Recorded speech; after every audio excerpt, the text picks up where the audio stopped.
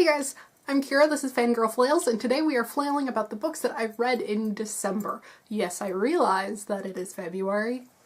Be quiet. The first book that I read was Love and Other Unknown Variables by Shannon Lee Alexander, which I did a full review of that should be up over here, so you can click that and watch that for my full thoughts. But basically it is The Fault in Our Stars with geniuses. All of the infinity talk was backed up with science and math and wasn't just there for some metaphorical, pretentious bullshit. Yes, the main character is super annoying, but it's not really his story. He's just the narrator, like Riley Beckett was the narrator in Pacific Rim. It's not his story. It is the story of the Finch sisters, who are super important and great and love literature, and it was a good book. I gave it 3.5 out of 5 stars, even though my review is a little biased, I guess. You can go click and watch the video where I talk about everything that was going on in my head when I read this book. And then I read Captain Marvel Volume 1, Higher, Faster, Further, More by Kelly Sue DeConnick.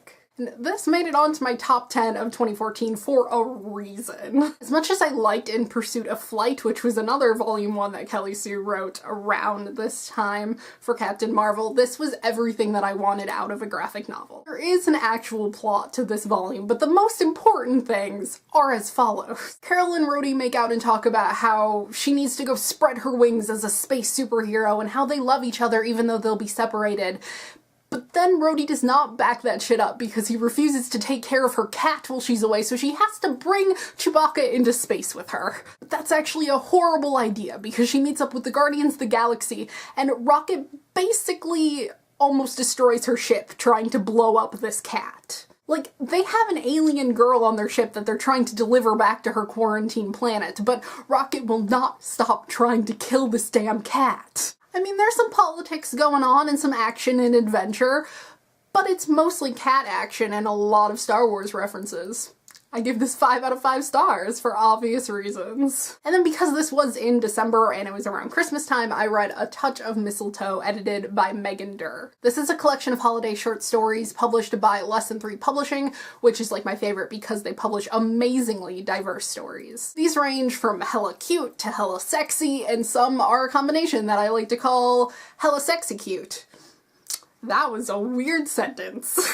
Some of my favorite indie authors are featured in this collection, such as E.E. Ottoman and J.K. Pendragon. Most of these stories have magical elements which really added to the magic of Christmas time, which I really enjoyed. Every single story in this collection was well written and enjoyable, which is honestly a new experience for me in terms of short story collection. Unfortunately, all but one of these were about gay men, and whereas I normally like, some diversity, like some non-binary characters or some lesbian characters or women at all, but at least none of the romances were between two white, able-bodied cis men. There's nothing wrong with that, but this company is known for representing people who don't normally have mainstream stories written about them. I gave it 4 stars and would highly recommend this for everyone over 16, and especially those of you who are looking to read some more LGBTQ+ authors. And then I read Animal Farm by George Orwell, which, what can I say about Animal Farm that has not been said already? It's 100% pure genius. It only takes 2 hours to read. Read it, relate it to everything that's happening in the world right now. Read it. It's enjoyable even if you're not a person who gets every single political and historical reference, like me. I want to brush up on my history and my politics and give this a reread as soon as possible. I give this 5 stars, of course. And then I read In Real Life by Cory Doctorow and Jen Wang.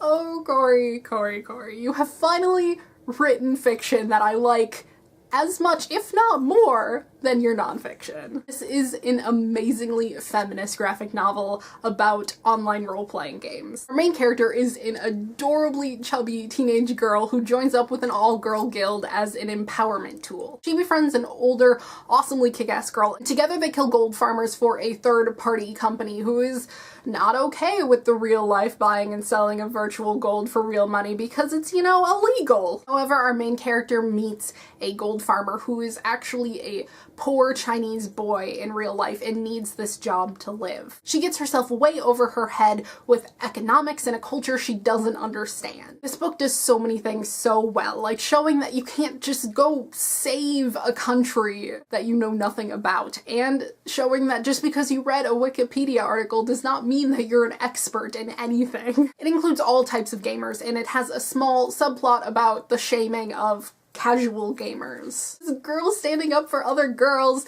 and learning about poverty and social justice through video games is just so perfect. I gave it 5 stars. And unfortunately, the last book that I read in December 2014 was Sisters Red by Jackson Pearce. This tells the tale of the March sisters, the girl who was attacked by a werewolf and the girl she protected. They now hunt these monsters now that they know they exist. They think it is their mission in life to protect the innocent, ignorant girls of the world. Or at least that's what Scarlet thinks. Rosie doesn't see the hunt as the be-all, end-all, although she doesn't know why exactly. Soon she starts to think that it may have something to do with her sister's very attractive hunting partner, Silas. I just can't get over the potential in this book. There are just so many good elements in the first half of this book that I'm just stunned by the boring ending. Like, I thought it was going to have a strong sisterly bond, but instead it's like Rosie thinks she owes Scarlet her love, and Scarlet is super territorial. It has a disabled kick-ass heroine, which is great, but she feels like she can only hunt because she's ruined for everything else. The book regularly points out that hunting is worthless without Rosie's beauty, that Scarlet is less pretty than her sister and therefore can't hunt properly if her sister's not with her. That beauty equals worthiness.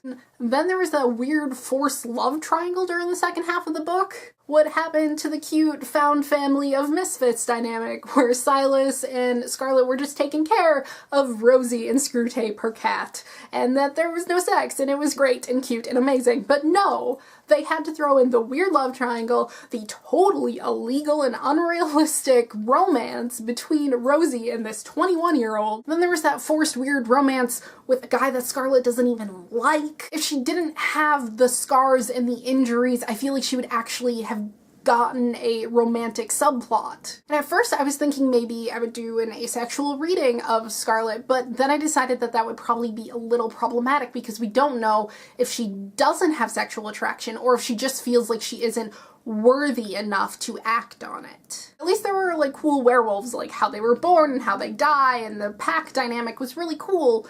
It was just everything else that related to these main characters was so horribly done. I gave it 2.5 stars. That is all I read in the month of December 2014. Hopefully I will start catching up and my January reviews will be up soon, and it's slow going, but it's going. Thank you so much for watching, and I will see you next time. Goodbye! Today we are not flailing. In fact, we are having an existential crisis about a book that I read 2 months ago.